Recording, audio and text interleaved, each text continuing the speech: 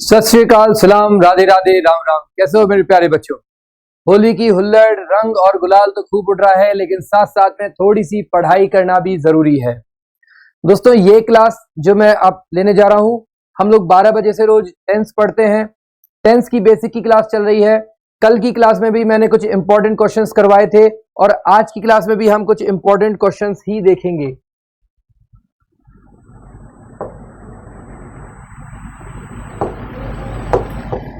हम लोगों ने टेंस के कुछ इंपॉर्टेंट क्वेश्चन देखे थे बेटा, टेंस के कुछ इंपॉर्टेंट क्वेश्चंस और कुछ इंपॉर्टेंट कॉन्सेप्ट भी देखे थे।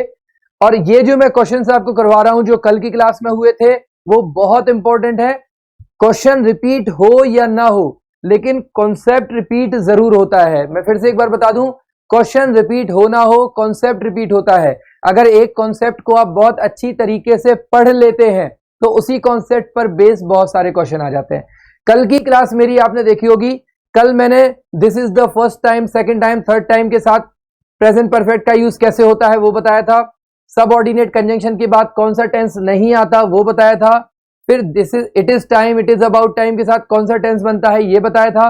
तो ये बहुत सारे क्वेश्चंस थे जो मैंने कल की क्लास में क्लियर किए थे। आप वो क्लास जरूर देखिएगा। अब आज की क्लास में भी हम कुछ बहुत ही इंपॉर्टेंट क्वेश्चन करने जा रहे हैं जिनकी मदद से आपको एग्जाम में बहुत हेल्प मिलेगी, टेंस को समझने में बहुत ज्यादा हेल्प मिलेगी। चलिए आइए शुरू करते हैं।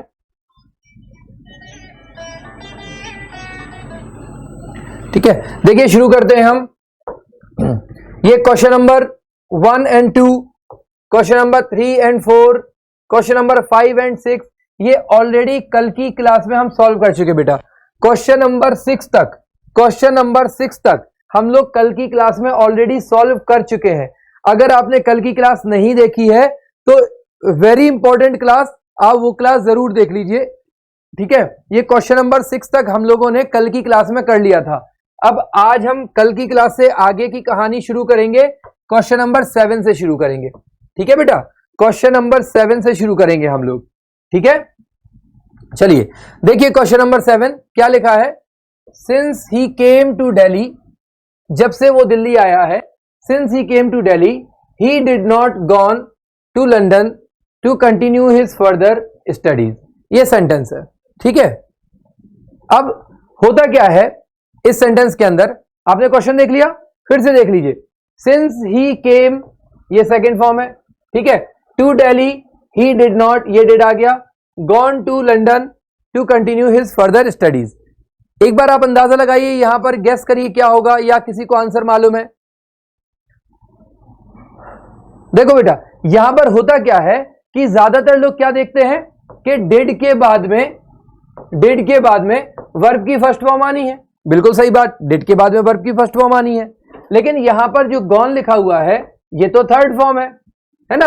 अब बच्चों को मालूम होता है कि डिड के बाद में फर्स्ट फॉर्म आनी है, लेकिन यहां पर तो थर्ड फॉर्म है, तो बच्चे क्या करेंगे, गॉन की जगह पे गो कर देंगे, यानी थर्ड फॉर्म को फर्स्ट फॉर्म में चेंज कर देंगे। और इस हिसाब से एरर जो है वो फोर्थ पार्ट में एरर आ जाएगा। इस हिसाब से अगर आप डिड को देखोगे कि डिड के बाद में फर्स्ट फॉर्म आनी है और गॉन की जगह गो कर दिया, तो उस हिसाब से एरर किस पार्ट में है, इस पार्ट में, फोर्थ पार्ट में एरर है ना।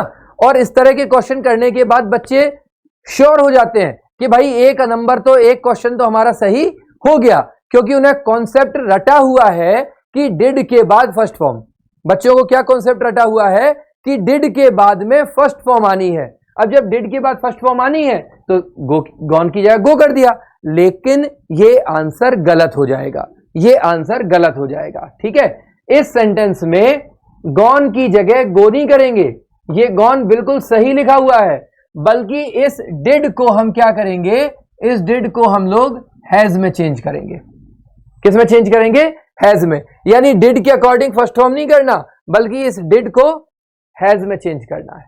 ठीक है, अब कंफ्यूज हो गए, ऐसा क्यों हुआ? चलो मैं एक्सप्लेन करता हूं क्यों हुआ। ये काफी अच्छा कॉन्सेप्ट है, इसको मैं समझाता हूं आपको।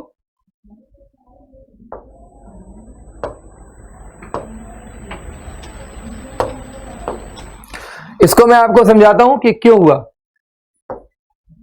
ठीक है, पहले क्वेश्चन देख लो एक बार। Since he came to Delhi he did not gone to London to continue his further study. इसको देखते हैं हम लोग एक बार, क्वेश्चन को एक बार हम लोग लिख लेते हैं।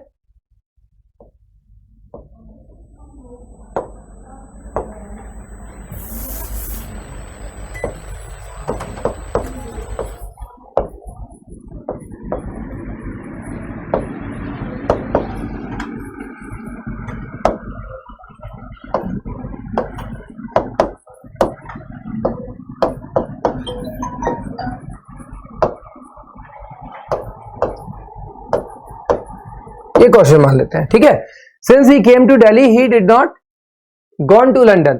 अब आप यहां पे क्या कर रहे थे, आप डिड के अकॉर्डिंग यहां पर इस गॉन को गो बना रहे थे, लेकिन अगर गॉन को गो बना दिया तो ये सेंटेंस गलत हो जाएगा। सही सेंटेंस क्या होगा कि गॉन को लिखा रहने दीजिए और डिड को आप लोग किस में चेंज कर दीजिए, हैज को कर दीजिए। बेसिकली हम कर क्या रहे हैं, हम कर ये रहे हैं कि ये जो सेंटेंस था ये पास्ट इंडेफिनिट में नहीं, पास्ट इंडेफिनिट में नहीं बल्कि इस सेंटेंस को हम प्रेजेंट परफेक्ट में बना रहे हैं। ये एक बहुत ही इंपॉर्टेंट क्वेश्चन है बेटा, बहुत ही इंपॉर्टेंट, इसको आप मार्क कर लीजिए। वेरी वेरी इंपॉर्टेंट क्वेश्चन है ये, ठीक है। तो बेसिकली हम क्या कर रहे हैं कि he did not gone to, भाई यहां पर लिखा है ही डिड नॉट गॉन, यही तो लिखा है ना, ही डिड नॉट गॉन। अब डिड आता है पास्ट इंडेफिनिट में, ठीक है, और गॉन आता है परफेक्ट में, तो ये तो गलत है ही। अब इसमें दो चीज कर सकते हो, या तो हम ही डिड नॉट गो करें या फिर ही हैज नॉट गॉन करें। भाई या तो पूरी तरह से पास्ट इंडेफिनिट बनाओ या पूरी तरह से प्रेजेंट परफेक्ट बनाओ, ये तो बीच में लटका है, अधूरा है ना। तो ये दो तरीके हैं, लेकिन अब इसमें से भी कौन सा वाला चुनना है, तो हम ये वाला नहीं चुनेंगे, ये वाला चुनेंगे तो गलत हो जाएगा, हमें चुनना है ये वाला। अब इसका रीजन क्या है वो मैं आपको समझाता हूं, वो मैं आपको समझाता हूं, देखिएगा।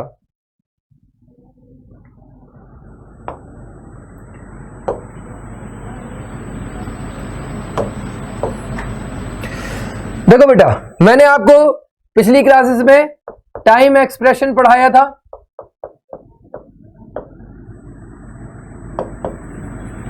टाइम एक्सप्रेशन पढ़ाया था।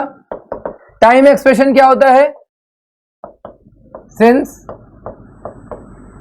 फॉर, ऑल या थ्रू आउट, ये मैंने आपको पढ़ाया था, ठीक है। टाइम के बाद आता है फिक्स टाइम और फॉर के बाद आती है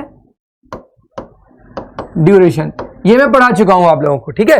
ये टाइम एक्सप्रेशन होता है, ठीक बेटा।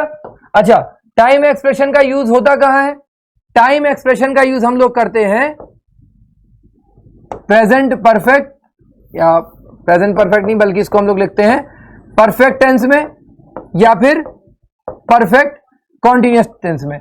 इन दोनों में हम टाइम एक्सप्रेशन का यूज करते हैं, ठीक है। इन दोनों में टाइम एक्सप्रेशन का यूज करते हैं। टाइम एक्सप्रेशन मतलब ये सिंस, फॉर, ऑल या थ्रू आउट, और पास्ट इंडेफिनिट, या इसको सिर्फ इंडेफिनिट लिखेंगे, इंडेफिनिट और कॉन्टिन्यूअस, इंडेफिनिट और कॉन्टिन्यूअस, इन दोनों में टाइम एक्सप्रेशन का यूज, टाइम एक्सप्रेशन का यूज नहीं होता, ठीक है। परफेक्ट में और परफेक्ट कॉन्टिन्यूअस में टाइम एक्सप्रेशन आता है, इंडेफिनिट और कॉन्टिन्यूअस में टाइम एक्सप्रेशन नहीं आता। इसको मैं आपको ऐसे समझाता हूं, जैसे हमने एक सेंटेंस लिखा, I lived in Delhi since 2010, I lived in Delhi since 2010। और एक सेंटेंस और देखो बेटा, I am living in Delhi since 2010। अब ये कौन सा टेंस है, ये तो पास्ट इंडेफिनिट है, ठीक है, और ये कॉन्टिन्यूअस है। तो ये चीज मैं टेंस में आपको ऑलरेडी पढ़ा चुका हूं कि पास्ट इंडेफिनिट में अगर सिंस आ जाए तो उसको हमें प्रेजेंट परफेक्ट में चेंज करना पड़ता है। यानी कि ये जो सेंटेंस है ये सही सेंटेंस क्या हो जाएगा, ये तो गलत है, इसकी जगह हो जाएगा I have lived in Delhi since 2010। ये बात मैं पढ़ा चुका हूं बेटा, ऑलरेडी ये बात पढ़ा चुका हूं कि पास्ट इंडेफिनिट में अगर टाइम एक्सप्रेशन आ जाए, टाइम एक्सप्रेशन क्या होता है, ये since, for, all, through out, ये टाइम एक्सप्रेशन होता है, ठीक है।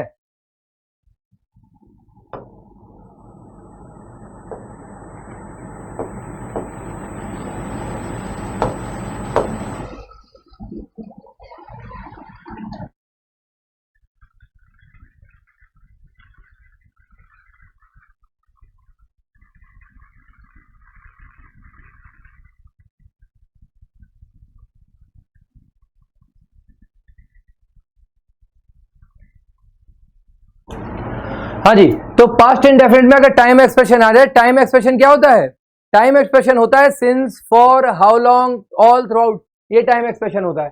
तो उसको ना हम लोग किस में चेंज करते हैं, उसको प्रेजेंट परफेक्ट में चेंज करते हैं, ठीक है।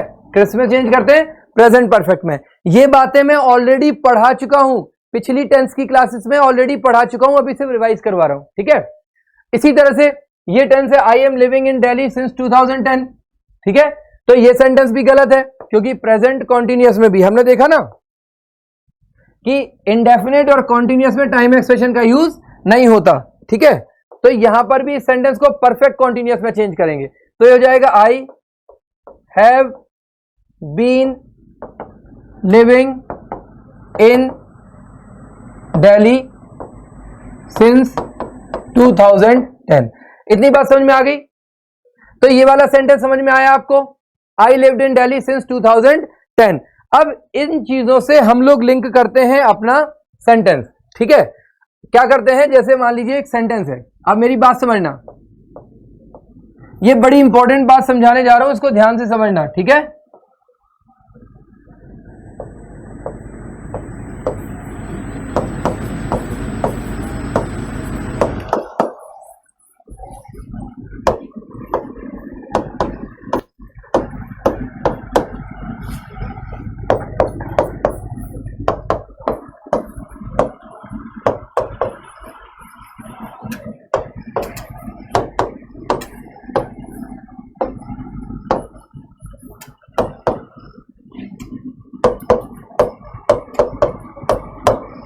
अब ये तो सेंटेंस देखो बेटा, ये वाला सेंटेंस ऊपर वाला मैंने अभी आपको एक्सप्लेन किया ना, ऊपर वाला सेंटेंस मैंने आपको अभी एक्सप्लेन किया। क्या एक्सप्लेन किया कि ये पास्ट इंडेफिनिट है, सब्जेक्ट वर्ब की सेकंड फॉर्म, और ये हो गया बेटा ऑब्जेक्ट, सब्जेक्ट वर्ब की सेकंड फॉर्म और ऑब्जेक्ट, और उसके साथ में बच्चों ये लगा दिया हमने सिंस, टाइम, टाइम एक्सप्रेशन लगा दिया। अब चूंकि टाइम एक्सप्रेशन आ गया तो ये सेंटेंस गलत हो गया, इस सेंटेंस को हमें चेंज करना पड़ेगा, सब्जेक्ट हैज हैव वर्ब की थर्ड फॉर्म और ऑब्जेक्ट में इसमें चेंज करना पड़ेगा। तो ये वाला जो सेंटेंस है वो ऐसे बन जाएगा, आई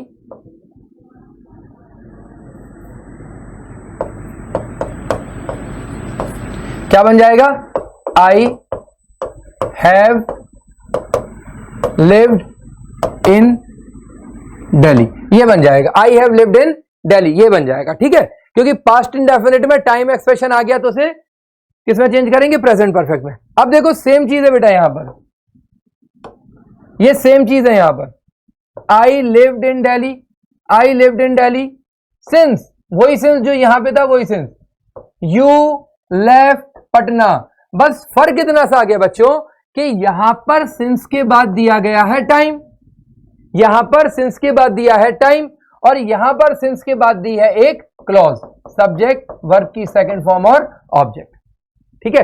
यहां पर सिंस के बाद दिया है टाइम और यहां पर सिंस के बाद दी है एक क्लॉज, ठीक है। अब यहां पर आपको क्या ध्यान रखना है कि जो सब्जेक्ट वर्ब की सेकंड फॉर्म और ऑब्जेक्ट यानी कि पास्ट इंडेफिनिट होती है वो पास्ट टाइम के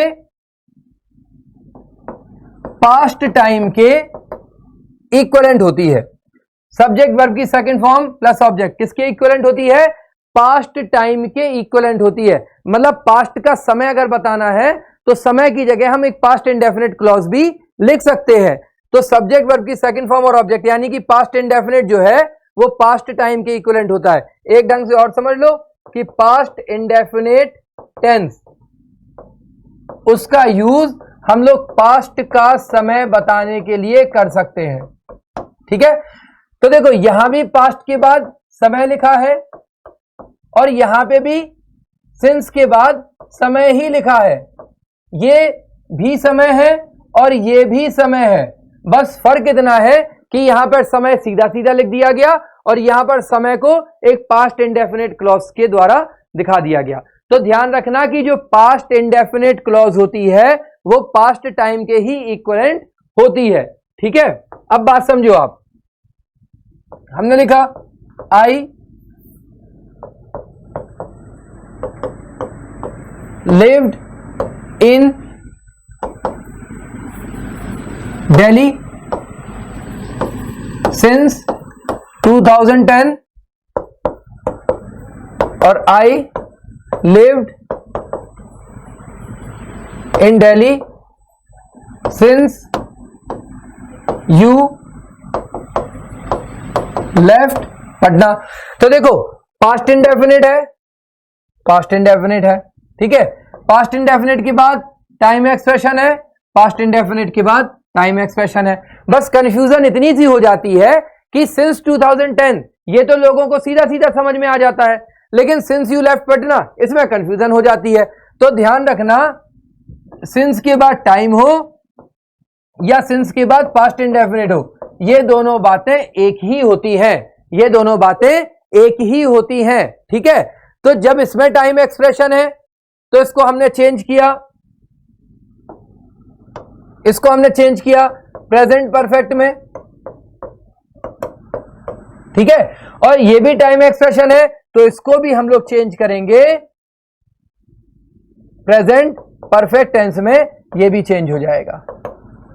मतलब ये सेंटेंस और ये सेंटेंस दोनों एक जैसे हैं। ठीक है, बस फर्क इतना है, यहां पर सिंस 2010 दिया है, यहां पर सिंस यू लेफ्ट पटना दिया।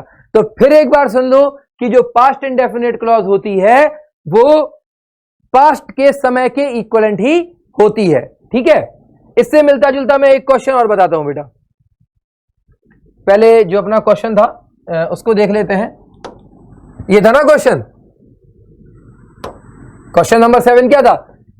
Since he came to Delhi, since he came to Delhi he did not. अब देखो ये लिखा है since he came to Delhi. ठीक है, तो वही हो गया, ये सिंस हो गया, सिंस के बाद ही केम टू दिल्ली, ये पास्ट इंडेफिनिट है तो since plus past indefinite, since plus past indefinite, तो ये टाइम एक्सप्रेशन हो गया बेटा। अब टाइम एक्सप्रेशन लिखा है तो आगे कौन सा टेंस होना चाहिए? प्रेजेंट परफेक्ट होना चाहिए। लेकिन यहां पर लिखा क्या है?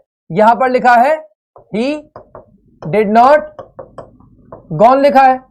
अब अगर आप गॉन को कर दोगे गो तो पास्ट इंडेफिनिट बन जाएगा। बनाना तो है नहीं पास्ट इंडेफिनिट, बनाना तो प्रेजेंट परफेक्ट है। तो यहां पर डिड नॉट गॉन की जगह गो नहीं करेंगे, गॉन बिल्कुल सही है, यहां पे डिड की जगह क्या कर देंगे? हैज। तो सेंटेंस बन जाएगा ही हैज नॉट गॉन। ठीक है, क्यों कर दिया हमने प्रेजेंट परफेक्ट? इस सिंस प्लस टाइम के कारण। ठीक है, टाइम एक्सप्रेशन के कारण। तो एरर कौन से पार्ट में हुआ बेटा? सेकंड पार्ट में हुआ। डिड की जगह क्या आ जाएगा? हैज आ जाएगा। ठीक है, चलो अब इससे मिलते जुलते एक दो क्वेश्चन और मैं करवा देता हूं। ठीक है, जैसे सेंटेंस देखिए,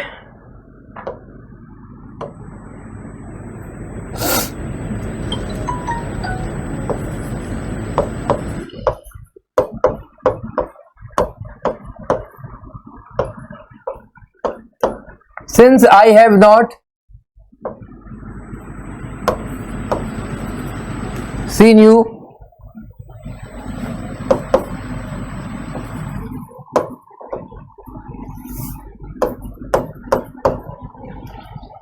you have not called me। ठीक है, अब यहां पर क्या एरर है बेटा? इस क्वेश्चन में क्या एरर है बताइए जरा, इस क्वेश्चन में क्या एरर है? देखो ये तो सिंस लिखा ना, क्या लिखा? सिंस। सिंस के बाद क्या आता है? टाइम आता है। क्या आता है? टाइम आता है। और टाइम किसकी, कौन सी क्लॉज टाइम की इक्विवेलेंट होती है? पास्ट इंडेफिनिट क्लॉज, टाइम की इक्विवेलेंट होती है। अब यहां पर सिंस के बाद लिखना था टाइम, और टाइम की इक्विवेलेंट होती है पास्ट इंडेफिनिट, लेकिन यहां पर हमने लिख दी कौन सी, प्रेजेंट परफेक्ट। तो यहां पर ये हैव नॉट की क्या आ जाएगा, आई डिड नॉट सी। ठीक है, आई डिड नॉट सी, क्योंकि टाइम की इक्विवेलेंट पास्ट इंडेफिनिट होती है, प्रेजेंट परफेक्ट नहीं होती। क्लियर हुआ बच्चों आप लोगों को? क्लियर हुआ कि नहीं हुआ, जल्दी से बताओ। देखो, जब हम लोग एक क्वेश्चन सॉल्व करते हैं ना, तो एक्चुअल में वो एक क्वेश्चन सॉल्व नहीं होता, एक क्वेश्चन के साथ साथ में हमारे 4 कॉन्सेप्ट क्लियर होते हैं, और जब 4 कॉन्सेप्ट क्लियर होंगे ना बेटा, तो कई सारे क्वेश्चन उससे बनेंगे। ठीक है, तो ये सिंस वाला क्वेश्चन आपको समझ में आ गया अच्छी तरीके से?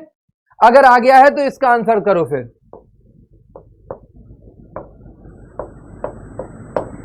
Ravi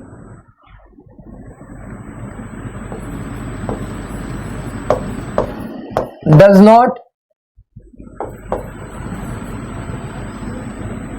call me, Ravi does not call me। ठीक है, इसको डस की जाए डिड कर देते हैं। Ravi did not call me since I rebuked him. ठीक है, रेब्यूक का मतलब होता है डांटना बेटा। ठीक है, डांटना। सिंस का मतलब हो जाता है जब से।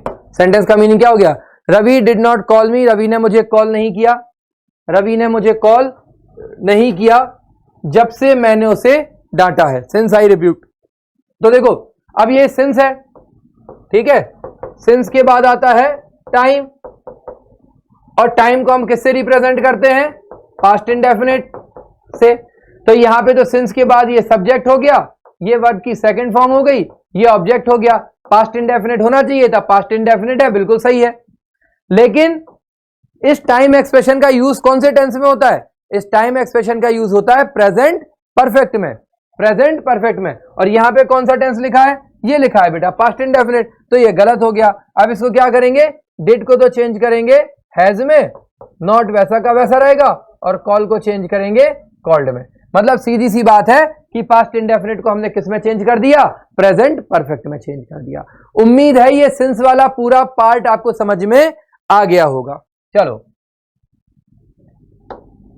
अब देखते हैं बेटा अगला क्वेश्चन। ये सिंस वाला पूरा क्लियर हो गया, आपको अच्छे समझ में आ गया? चलो जी, अब करते हैं क्वेश्चन नंबर 8। पढ़िए इसको। She is going for a morning walk every day with her friend and neighbours.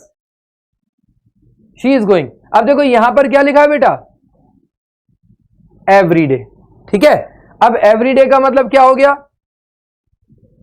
Every day का मतलब क्या हो गया, हर रोज। हर रोज का मतलब क्या हो गया, रेगुलर, मतलब एक परमानेंट एक्शन। ठीक है, एक परमानेंट एक्शन। तो एवरीडे मतलब हो गया हर रोज, हर रोज मतलब एक रेगुलर या फिर परमानेंट एक्शन। और परमानेंट एक्शन के लिए बेटा कौन से टेंस यूज होता है, परमानेंट एक्शन के लिए प्रेजेंट इंडेफिनिट टेंस का यूज किया जाता है। ठीक है, कोई काम जो हर रोज हो रहा है, मतलब रेगुलर हो रहा है, परमानेंटली हो रहा है, तो टेंस वहां पर इंडेफिनिट आएगा। और ये टेंस दिया कौन सा है, कॉन्टिन्यूअस दिया है। तो बस यही गलती हो गई, फर्स्ट पार्ट में गलती हो गई। ठीक है, यहां पर शी क्या इज हट जाएगा, और गो की जगह क्या आ जाएगा, गोज आ जाएगा। ठीक है, गो की जगह क्या आ जाएगा, गोज आ जाएगा। क्योंकि परमानेंट होने वाला काम, रेगुलर होने वाला काम, रूटीन में होने वाला काम प्रेजेंट इंडेफिनिट टेंस में बनाया जाता है। ठीक है, जैसे इसको आप समझ लीजिए, मैं ऐसे समझाता हूं आपको।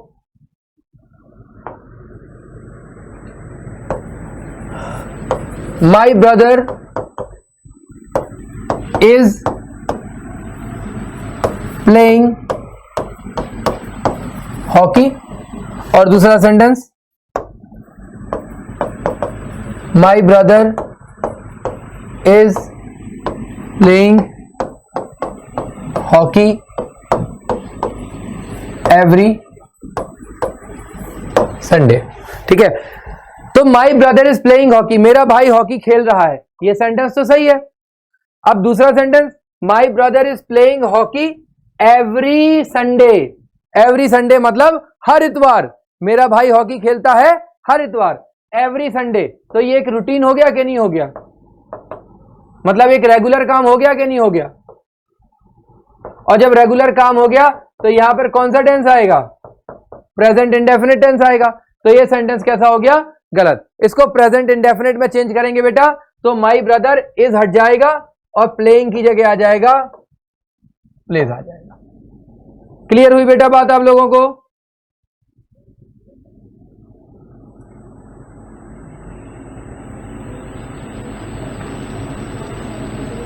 क्लियर हो गया?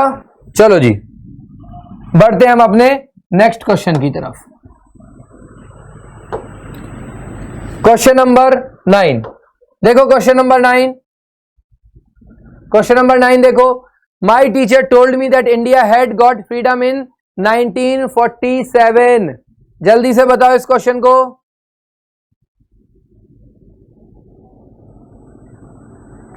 My teacher told me that India had got freedom, चलो इसको समझते हैं थोड़ा सा।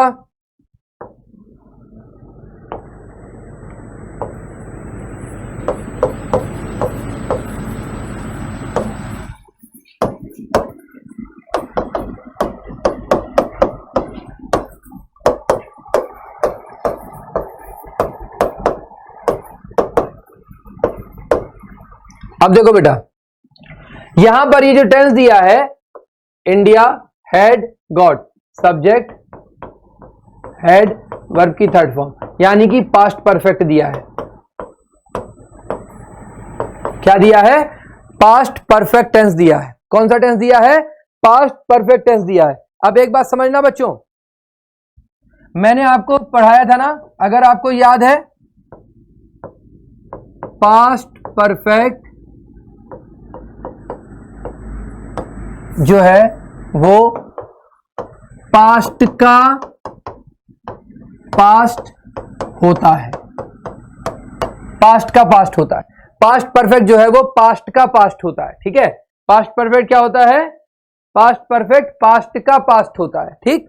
मतलब इसको और आसान भाषा में कहें, इसको और आसान भाषा में कहें तो जब सेंटेंस में दो घटनाएं एक दूसरे से जुड़ी हो तो पहले होने वाली घटना, पहले होने वाली घटना पास्ट परफेक्ट में और बाद में होने वाली घटना, बाद में होने वाली घटना पास्ट इंडेफिनिट में बनाई जाती है, ठीक है। जब सेंटेंस में दो घटनाएं एक दूसरे से जुड़ी हो, अब यहां पे इंपॉर्टेंट बात क्या है? दो घटनाएं जो एक दूसरे से जुड़ी हो, दो घटनाएं जो एक दूसरे से जुड़ी हो, तो पहले होने वाली घटना यानी दोनों में से जो काम पहले हो गया वो तो बनेगा पास्ट परफेक्ट में, और जो काम बाद में हो रहा है वो बनेगा इंडेफिनिट में, ठीक है। जैसे मैं आपको समझाता हूं, एक एग्जांपल से मैं आपको एक्सप्लेन करने की कोशिश करता हूं। सेंटेंस देखिए यहां पर,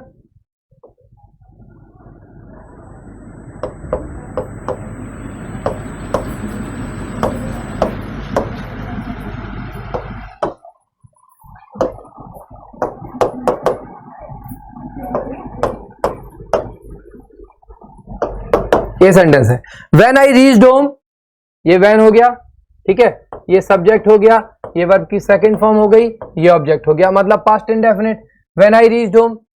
फिर इसके बाद माय ब्रदर सब्जेक्ट हो गया, फिर ये हैड आ गया, फिर ये वर्ब की थर्ड फॉर्म आ गई और ये ऑब्जेक्ट आ गया, ठीक है। तो यहां पर इंडेफिनिट और परफेक्ट। अब ये इंडेफिनिट और परफेक्ट में सेंटेंस बिल्कुल सही है। क्यों सही है? क्योंकि यहां पे दो घटनाएं हैं। पहली क्या लिखा है हमने? एक घटना क्या है? जब मैं घर पहुंचा, जब मैं घर पहुंचा मेरा भाई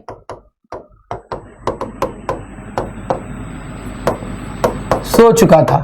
जब मैं घर पहुंचा मेरा भाई सो चुका था। पास्ट की दो घटनाएं, देखो क्या लिखा है, पास्ट की दो घटनाएं जो एक दूसरे से जुड़ी हो, मतलब एक दूसरे से रिलेटेड हो, ठीक है। तो पास्ट की दो घटनाएं, दो घटनाएं क्या है, एक तो मेरा घर पहुंचना, एक मेरा घर पहुंचना और दूसरा मेरे भाई का सोना। एक मेरा घर पहुंचना और दूसरा मेरे भाई का सोना। तो भाई कब सोया, मेरे घर पहुंचने से पहले। तो ये वाली घटना हो रही है पहले, चूंकि हो रही है पहले इसलिए हमने बनाया इसको पास्ट परफेक्ट में, ठीक है। और ये वाली घटना हो रही है बाद में, इसलिए हमने इसको बनाया पास्ट इंडेफिनिट में, ठीक है। तो जब दो घटनाएं एक दूसरे से जुड़ी हो तो पहले वाली इंडेफिनिट, पहले वाली परफेक्ट और दूसरी वाली इंडेफिनिट होती है, ठीक है बेटा। अब क्वेश्चन पे आ जाते हैं हम लोग, क्वेश्चन पे आ जाते हैं। इसमें लिख रहे my teacher told me, my teacher told me, यहां लिख देता हूं माई टीचर टोल्ड मी, ठीक है। ये तो हो गया सब्जेक्ट, ये हो गई वर्ब की सेकंड फॉर्म, ये हो गया ऑब्जेक्ट पास्ट इंडेफिनिट। इसके बाद ले रहे हैं इंडिया हैड गॉट फ्रीडम, ठीक है।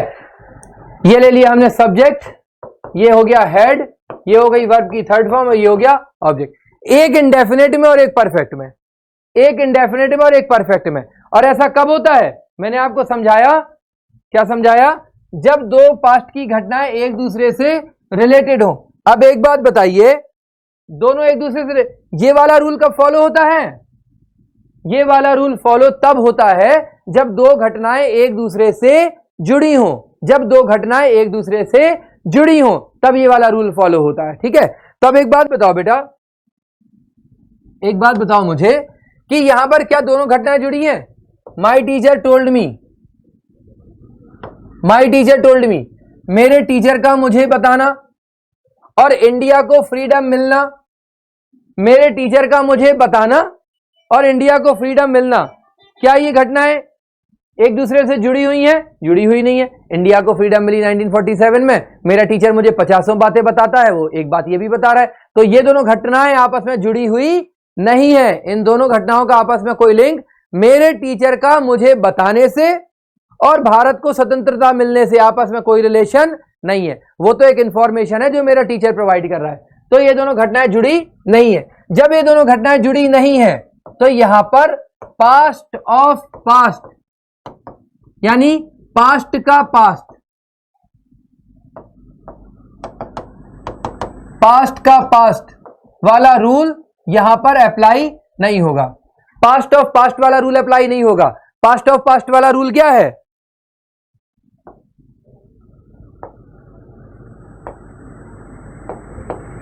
ये है पास्ट ऑफ पास्ट वाला रूल।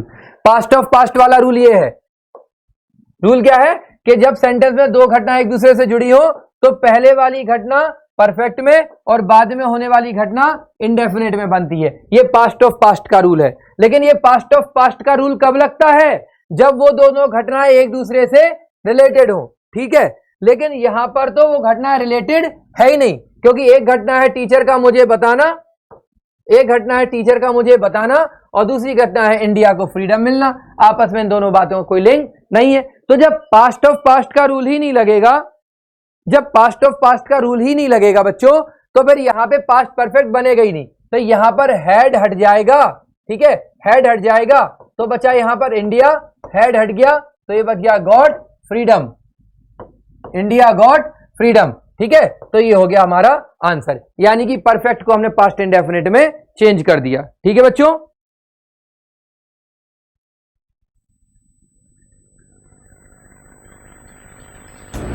क्वेश्चन नंबर 10 पढ़िए बेटा एक बार जल्दी से।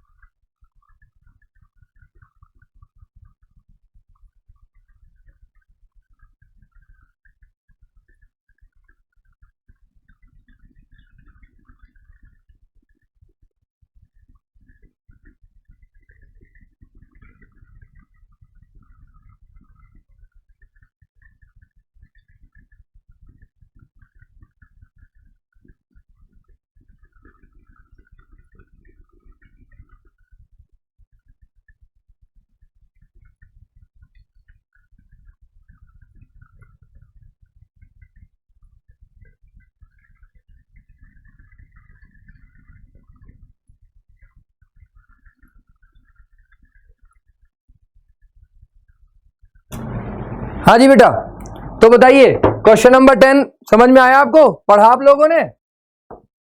क्वेश्चन नंबर 10 समझ में आया? क्या लिखा है?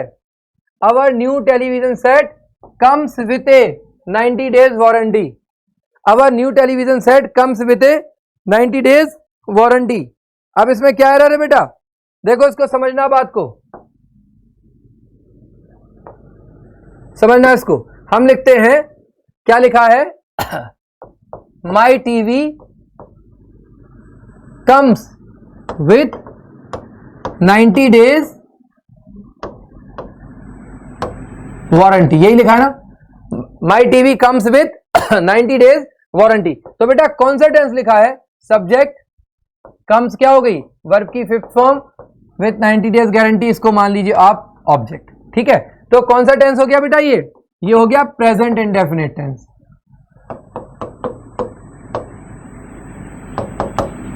कौन सा टेंस हो गया बेटा? ये हो गया प्रेजेंट इंडेफिनिट टेंस। ठीक है, अब ये जो प्रेजेंट इंडेफिनिट टेंस है, प्रेजेंट इंडेफिनिट टेंस है, वो किसको दिखाता है? रेगुलर या रूटीन एक्शन को। किसको दिखाता है? रेगुलर या रूटीन एक्शन को। अब एक बात बताओ कि टीवी खरीदना क्या एक रेगुलर एक्शन है? टीवी खरीदना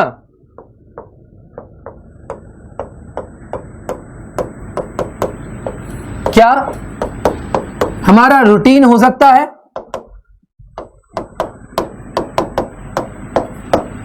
टीवी खरीदना क्या रूटीन है? क्या आज टीवी खरीदा, 90 दिन की वारंटी के साथ आया, कल फिर जाएंगे टीवी खरीदेंगे, 90 दिन की वारंटी के साथ आएगा, फिर अगले महीने फिर टीवी खरीदेंगे, फिर 90 दिन की वारंटी के साथ आएगा। तो टीवी खरीदना और टीवी के साथ 90 दिन की वारंटी मिलना, क्या कोई ये रूटीन वर्क है?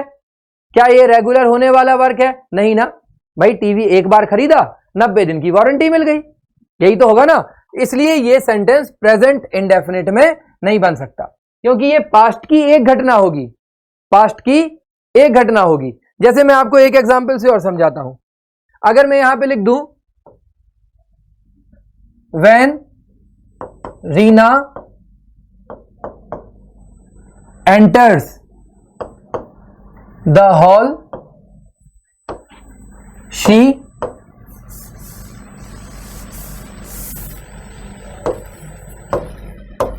फॉरगॉट हर पर्स। ठीक है, व्हेन, ये बहुत ही एक इंपॉर्टेंट क्वेश्चन है बेटा, इसको ध्यान से करना। When Reena enters the hall, दोबारा लिख देता हूं इसको थोड़ा सा बड़ा सा। When Reena enters the hall she forgot her purse. ठीक है, ये क्वेश्चन एसएससी कई बार पूछ चुका है। अब इसमें देखो गड़बड़ क्या है। गड़बड़ ये है, when Reena enters the hall, ये सेंटेंस है प्रेजेंट इंडेफिनिट में, ठीक है, और यहां पर ये लिखा है पास्ट इंडेफिनिट। ठीक है, ये प्रेजेंट इंडेफिनिट है, पास्ट इंडेफिनिट है। When Reena enters the hall she forgot her purse. अब इसमें करेक्शन को जब आता है तो बच्चे क्या सोचते हैं कि सर टेंस तो प्रेजेंट में है, यहां जब यहां प्रेजेंट है तो यहां पे भी प्रेजेंट ही रहना चाहिए, तो इस फॉरगॉट को फॉरगेट कर दो। मतलब ये फॉरगॉट जो थी ना, ये सेकंड फॉर्म थी, और फॉरगेट को हमने फर्स्ट फॉर्म में चेंज करके इसे प्रेजेंट बना दिया।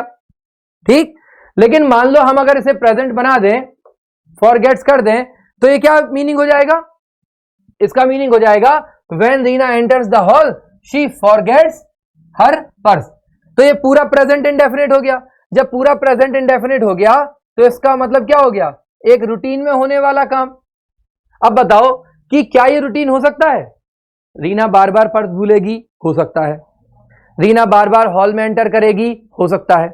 ये भी हो सकता है कि बार बार एंटर करे, रूटीन में हॉल में एंटर करे। भाई वो मान लीजिए हॉल में कोई जॉब करती है, उसका काम है, तो रूटीन में हॉल जाएगी। उसकी आदत है सामान भूलना, तो रूटीन में पर्स भी भूलेगी। लेकिन ऐसा नहीं हो सकता कि जब भी हॉल में जाएगी अपना पर्स भूलेगी। आज हॉल में गई, पर्स भूल गई, कल हॉल में जाएगी, पर्स भूल जाएगी, परसों हॉल में जाएगी, परसों जाएगी। तो ये पूरी जो घटना है, ये पूरी घटना एक रूटीन नहीं हो सकती। ये पूरी घटना रूटीन नहीं हो सकती। क्यों नहीं हो सकती? ऐसा इत्तेफाक नहीं हो सकता कि जब भी रीना हॉल में जाएगी वो अपना पर्स भूल जाएगी। ये कोई एक घटना तो हो सकती है, लेकिन ये रूटीन वाला काम नहीं हो सकता। इसलिए हम यहां पर इसको फॉरगेट नहीं करेंगे, ये बिल्कुल सही है, बल्कि इसकी जगह पर हम एंटर्ड करेंगे। ठीक है? तो कोई भी ऐसा सेंटेंस जिसमें बताई गई घटना अगर रूटीन है, रेगुलर एक्शन है, तो प्रेजेंट इंडेफिनिट में बनाइए। अगर वो पास्ट की एक घटना है तो पास्ट इंडेफिनिट में बनेगा। ठीक है? जैसे सेंटेंस है, our new television set, our new television set comes with A 90 days warranty. हमारा टीवी कौन सा टेंस है? Present indefinite. हमारा टीवी 90 दिन की वारंटी के साथ आता है, प्रेजेंट इंडेफिनिट। मतलब कि रूटीन वाला काम है। हम जब भी टीवी लेते हैं 90 दिन की गारंटी के साथ आता है। तो ना तो टीवी खरीदना कोई रेगुलर रूटीन वाला काम है, और ना ही उसके साथ 90 दिन की वारंटी आना रेगुलर काम है। कभी 90 दिन की मिलेगी, कभी 100 दिन की मिलेगी, कभी 1 साल की मिलेगी, है ना? तो ये जो पूरी घटना है, ये जो पूरी घटना है, ये रूटीन या रेगुलर नहीं है। ये रूटीन या रेगुलर नहीं है। ठीक है? ये एक बार की घटना है, इसलिए इसको हम कम्स को क्या कर देंगे? केम कर देंगे, पास्ट में बना देंगे। क्लियर हुआ बेटा? चलो जी, तो आज की क्लास के लिए बेटा इतना ही। और अब आप लोग जाकर के होली मनाइए। ठीक है? खूब रंग और गुलाल उड़ाइए, खूब हुड़दंग मचाइए, दही मटकी फोड़िए, खूब मस्ती करिए। ठीक है? और मस्ती के साथ साथ में अपनी सेफ्टी का भी ध्यान रखना। कोरोना अभी पूरी तरह से गया नहीं है, अभी वो हमारे बीच कहीं ना कहीं बाकी है, तो सेफ्टी बहुत जरूरी है। होली जी भर के मनाइए, दिल खोलकर मनाइए, गुजिया बनाइए, गुजिया खाइए, खिलाइए, सब कुछ करिए, लेकिन थोड़ा सा सेफ्टी का ध्यान रखिए और अपनी पढ़ाई का भी थोड़ा सा ध्यान रखिए। अब हम मिलेंगे अपनी अगली क्लास में, तब तक के लिए गुड बाय। और हाँ, कमेंट करके आज की क्लास में कुछ अच्छा सीखने को मिला या नहीं मिला, ये बात बताना मत भूलिएगा। ठीक है? मैं आपके कमेंट का बड़ी बेसब्री से इंतजार करता हूं। मैं देखता हूं कौन कौन बच्चा कमेंट करके मुझे क्लास के बारे में बता रहा है। ठीक है? तो मिलते हैं बेटा अगली क्लास में, तब तक के लिए goodbye, happy Holi, play safe Holi, good bye.